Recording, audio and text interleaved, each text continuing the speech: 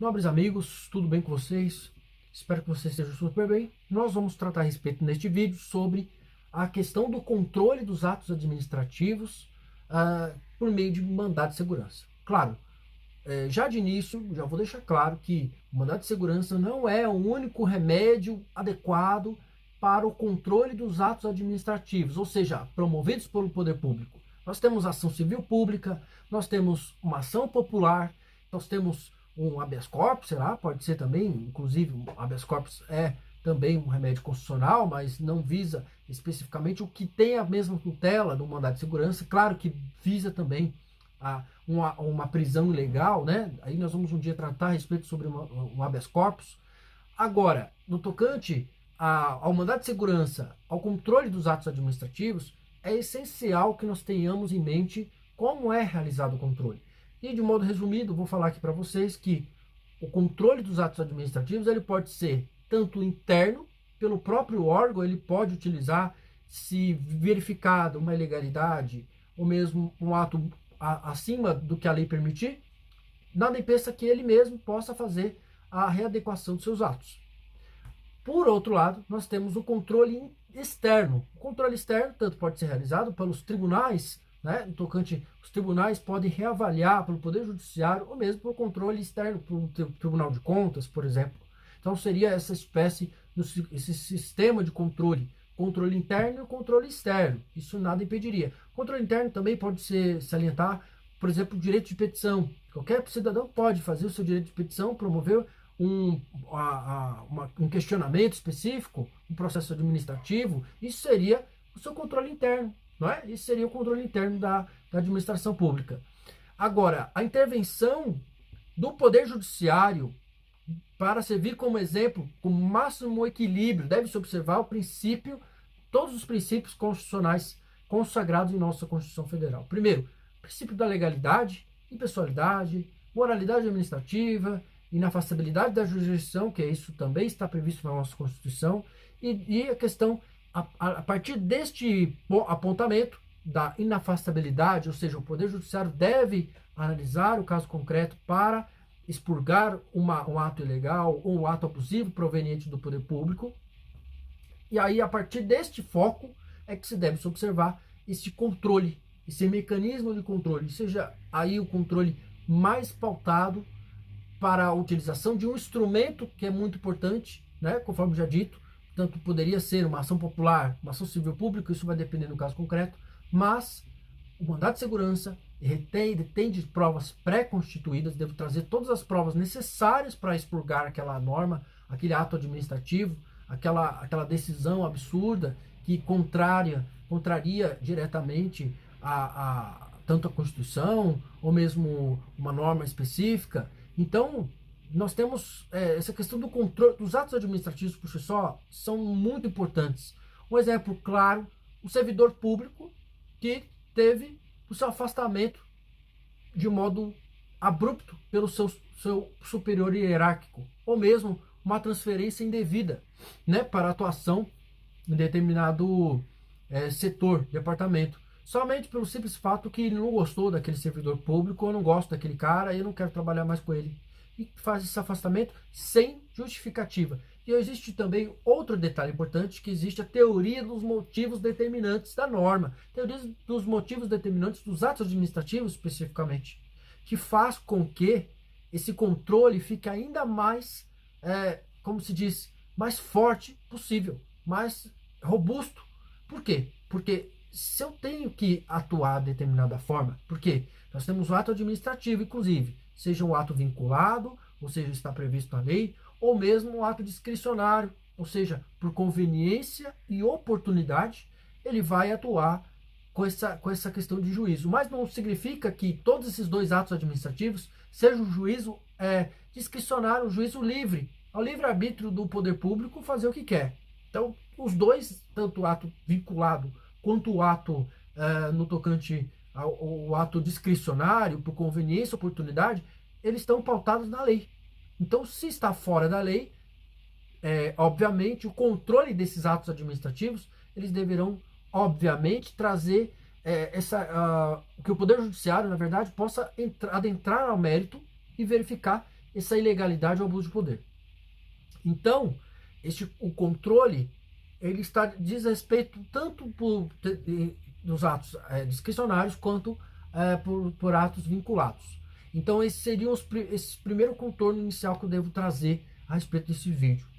Outro aspecto de questão lógica, né? Isso seria um absurdo se mantenha esse ato, essa responsabilização dos seus atos administrativos.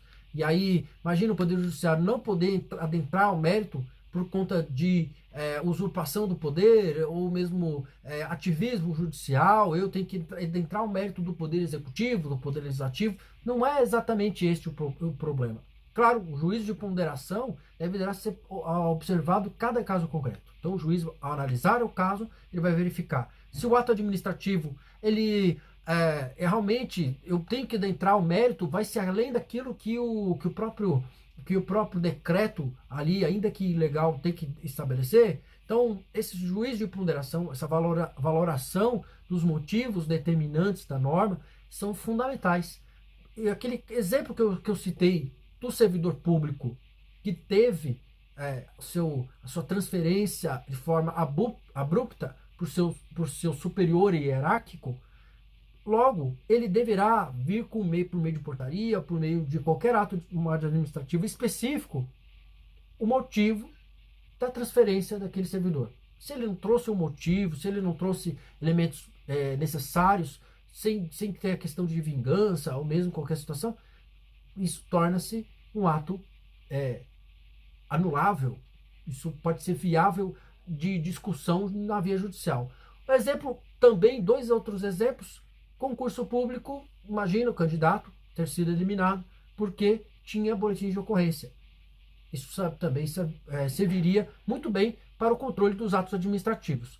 Outro exemplo também licitação pública, um ato administrativo em que durante o processo ali houve uma violação do edital, uma violação inequívoca do edital do concurso público. O que ele vai ter que fazer? Impetrar com mandado de segurança. Em todos esses casos, conforme mencionados. Posso citar outro exemplo. Na esfera penal, podemos dizer uma busca e apreensão de objeto indevida, né? Ou mesmo ilegal, né? Aí nós temos a busca e apreensão, uma apreensão indevida de um veículo que é de outra pessoa, né? Poderia acontecer isso, uma pessoa que tem o mesmo nome que a outra no documento, acabou por erro levando o carro que não tinha nada a ver com a situação. Pode acontecer.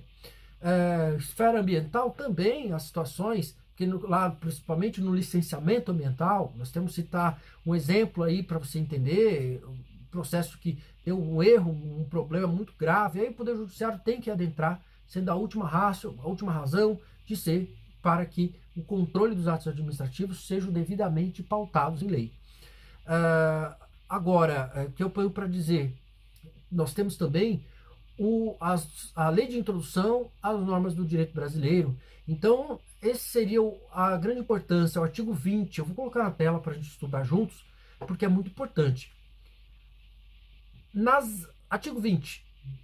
Nas esferas administrativa, controladora e judicial, não se decidirá com base em valores jurídicos abstratos, sem que sejam consideradas as consequências práticas da decisão. Parágrafo único. A motivação demonstrará a necessidade e a adequação da medida imposta ou da invalidação do ato, contrato, ajuste, processo ou norma administrativa, inclusive em face das possíveis alternativas.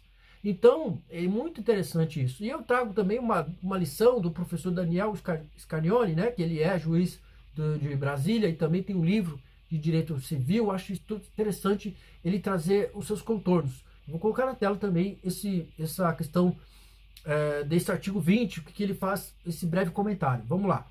A norma busca evitar que decisões proferidas, tanto no âmbito judicial quanto administrativo, representem apenas argumentos principiológicos vagos e imprecisos, sem a devida fundamentação, ou seja, sem explicar o motivo concreto de sua incidência no caso. E quanto à finalidade, ele diz: a norma tem por objetivo de reforçar a responsabilidade decisória em face da existência de normas jurídicas indeterminadas e que, para isso, admite diversas hipóteses interpretativas e, portanto, uma solução. Então, o que esse autor diz a respeito é que as decisões ela deve trazer fundamentações ou argumentos também principiológicos, mas que não sejam vagos e que não sejam imprecisos. Deve trazer também os seus objetivos, o seu motivo concreto do ato para que seja sua incidência. Ou seja, a questão lá do servidor, conforme mencionado, imagina, eu não gosto mais da cara da pessoa, eu vou lá e faço o que eu quiser e vou exonerá-lo do jeito que eu achar devido. Claro, estamos falando de servidor público concursado, servidor público estatutário. Nós estamos a dizer outras espécies de servidor público, tá bom? Só para deixar claro quanto a esse detalhe.